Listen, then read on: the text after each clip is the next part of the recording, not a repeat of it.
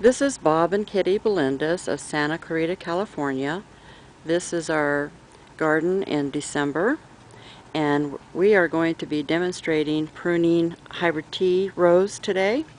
So Bob is going to come down here, and I think we'll do this St. Patrick here, this hybrid tea. So go ahead, Bob, you can start cutting on it. First off, we want to make sure that we have cutters or pruners that are well sharpened, and as you can see, this hybrid tea is parts of it's well over 5 feet tall, and this St. Patrick is 3-4 years old probably, so he just whacks away at it. You can use the smaller cutters on stems that are not too thick, and if you have real thick stems you'd have to use a lopper. We'll show you that in just a minute. And so he's just going to be whacking away. We don't worry about whether it's an outside eye or an inside eye. If you have a bush that's spread out too wide, we will cut it to an inside eye to make it grow a little more upright. But for the most part, we don't really worry about it too much. And when we're all done, we're going to be stripping off all the foliage. We don't want to leave any foliage on at the end because we want to clean it of any possible insects or diseases that are there. And he's going to go, this is probably at more than a half that he's cutting off.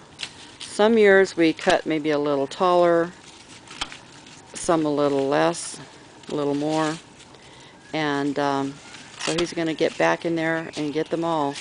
It doesn't take too long. It's only been, he's been working on this about 2 minutes now. Okay, now he's going to get the loppers. That's a little more heavy duty because he's got some bigger canes that he wants to get down.